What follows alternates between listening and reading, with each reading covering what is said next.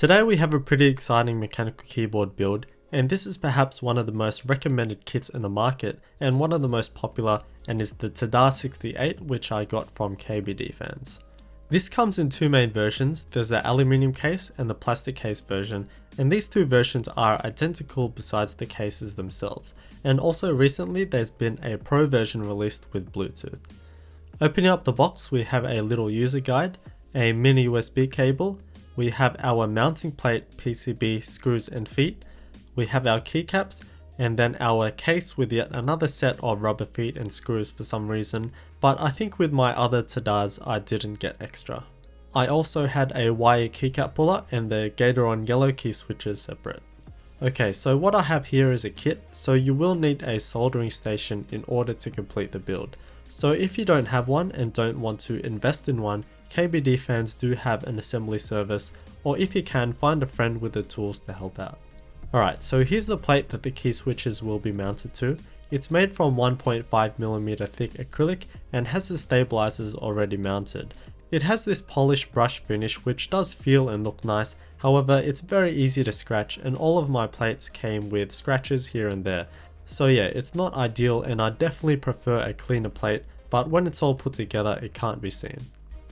And here's the PCB. The diodes and resistors are already soldered on, so all that's required is to solder in key switches and the LEDs if you choose to. The key switches we're putting in are Gateron yellows, however you can pick from a variety of key switches. Gateron yellows are a linear switch with no tactile bump or click, but the best thing about them is their smoothness and that medium weight.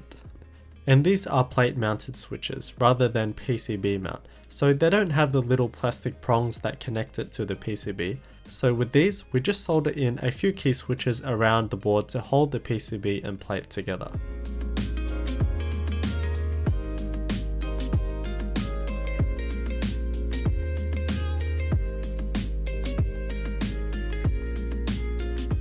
It's important to make sure that the PCBs go all the way into the PCB so that everything will be level. You can do this by pushing the plate and PCB together, soldering, then letting the joint solidify.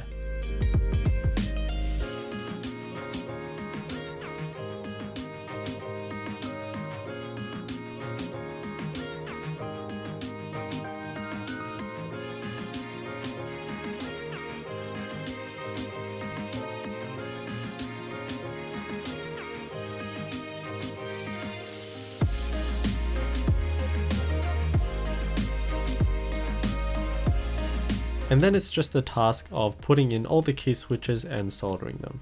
Again, I won't be explaining soldering. I'll put links in the description for some good video tutorials on how to solder, in particular through hole soldering.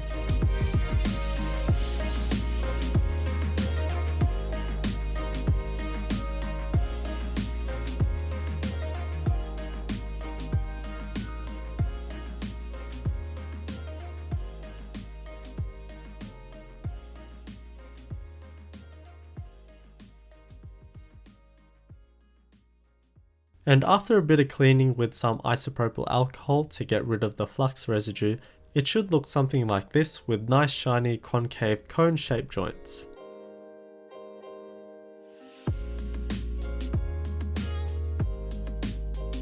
Now to the cases. As said, this comes in a plastic version or the aluminium version. The plastic version comes only in black, but the aluminium version comes in a few colors, but if you want something a little bit more out there, the blue and red ones pop out real nice. The aluminium case is wonderfully hefty and of course has zero flex to it. It's been CNC milled to create this clean case. There's reasonably thick bezels, but it's the integrated angled design that gives it that weight, as that whole space is solid metal.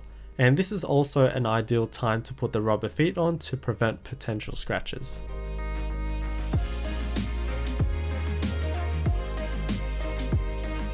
The plastic case is of course much lighter and does have a bit of flex to it without the plate.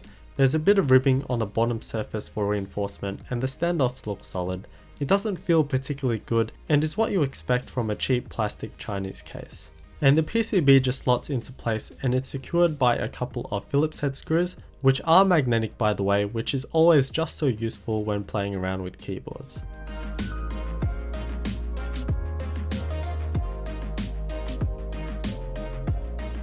And to finish it off, we have the keycaps. It's so great that they didn't cheap out with the keycaps, and is another big reason as to why this keyboard is so popular. These are sweet thick PBT keycaps at about 1.4 to 1.5 millimeters thick, and they're dye sublimated with these very elegant black legends, so they should be very durable keycaps. These are also cherry profile, so they're shorter than the normal OEM keycaps you see everywhere, and this is kinda like a community favorite keycap profile as they're comfortable to use and look great.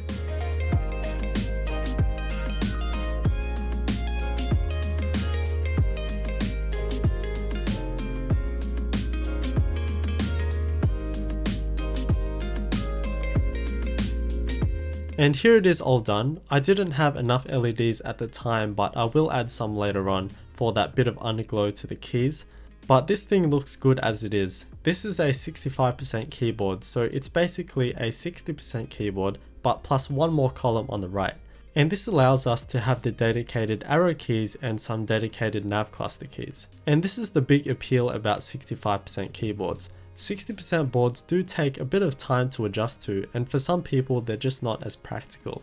Personally, it's one of my favorite form factors because I love those dedicated arrow keys and the decently sized right shift key. The right shift key is a 1.75 unit key, just like the caps lock key, and then to the right of the spacebar there's a bunch of 1 unit keys to accommodate those arrow keys. It's a very easy layout to use as it's pretty close to a 10 keyless keyboard but without the dedicated function row, so I'd say it's a good starter board for those who want to get into smaller keyboards. And this is pretty small. Again, it's only one column wider than a 60% keyboard, so for the most part we're still getting all the benefits of a smaller keyboard by saving space on our desk, allowing us to move our mouse closer for a more comfortable position, and in turn having more space for our mouse, which is useful for gaming as well. Overall, it's just more ergonomic in comparison to larger keyboards. Therefore, the missing keys are on the function layer, which is accessible via the FN key. By default, all the basic stuff is there, such as the function row F keys, volume keys, and the other nav cluster keys, including insert, delete, home, and end. However, we can program the keyboard to better suit your needs. We can go to the keyboard editor, which is just web-based, and it's very simple to use. We have the main layer and then the function layer, and as we can see, we can pick a key and assign something else to it. Alternatively, if you want to take it further, the TADA68 does support the QMK firmware, which has a heap of features which will allow you to pretty much do whatever you want. And this thing looks stunning. First of all, the keycaps are clean and simple with a beigey color scheme and solid typeface, and the packed out layout with no gaps between clusters gives it that compact look. If you peek through the gaps, you can see that shiny aluminium plate, and I'd imagine with some LEDs in there, you would get some nice reflection. But it's the case that ties it up so nicely. The aluminium case is a high profile design, so the mounting plate is sunk into the board. It's a very simplistic rectangular shape from the top down view, with the bezels being a decent 5mm thick. However, the sides and back give it that bit of style and edge, with some attractive angles to give the keyboard some inclination. Also on each side, we have these two small holes that allow for some SMD LEDs to shine through. This gives the keyboard that extra bit of style with the underglow. However, since the holes just go straight through without some sort of diffusion, the light is quite concentrated and appears as circles on the table surface. On the back we have the mini USB port, and again that step design continues all around. On the bottom we have our 4 flat rubber feet for non-slip, and there are no extra feet, so this is the angle that you're stuck with, which is fine by me as it's not too aggressive. There's also a reset button that you can reach with a pen or something. And the plastic version is pretty much the same thing, but with a few extra details on the sides and thinner bezels. And again, this only comes in black, and unfortunately the finish isn't great. The plastic is textured, but some areas are smoother than others, and it really does look quite cheap looking. And of course it's a heap lighter. The plastic version weighs in at about 620 grams, while the aluminium version weighs at about 1430 grams. So there's a huge difference of about 800 grams, and this is really apparent when you pick up the two boards. The aluminium case completely changes the feel and look of the TADA, bringing it from a budget kind of board to a very premium one. But it's not just how it feels in the hands, the cases also affect how the keyboard feels to type on and how they sound. I have Gatoron yellows on both of these boards, I think the aluminium version isn't necessarily outright quieter, but it does have a different type of sound. The aluminium board sounds a bit tighter with less reverb, so I guess it does come off as a bit quieter.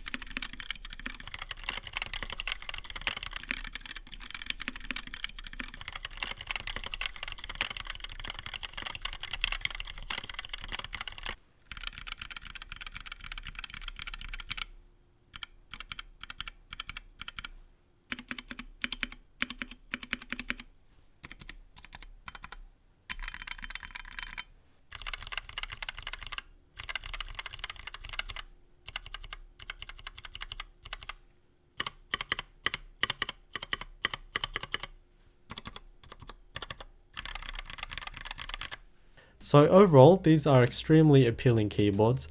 The 65% form factor, in my opinion, perhaps has the best balance between size, efficiency, and primary functionality, making it a very easy keyboard for anyone to pick up and use. The form factor also is quite aesthetically pleasing, although everyone is different, but these do look cool. But it's the simple enclosure design and the stunningly simple keycaps that make it look that whole lot better. Of course, the aluminium version looks amazing and it does come in the other colors, but it is quite a bit more expensive. Although since these are exactly the same, there's always the option to get the aluminium case later by itself. But perhaps the best thing about this keyboard is the price. These are not overly expensive keyboards, in fact they are quite competitively priced, and even more so if you can get it off Taobao. So with a combination of the quality, design, looks, layout, and the price of the keyboard, it's no surprise that it's one of the main go-to mechanical keyboard kits, especially for starters. If you're looking to build a keyboard, then this is a great and easy start. Everything is there for you, and as you can see, it's not difficult. All it comes down to is having a soldering station, or at least having access to one through a friend or something. And you do get a more fulfilled and rewarding feeling as you're using your keyboard, knowing that you have built it yourself, and it really is a fun part of the experience.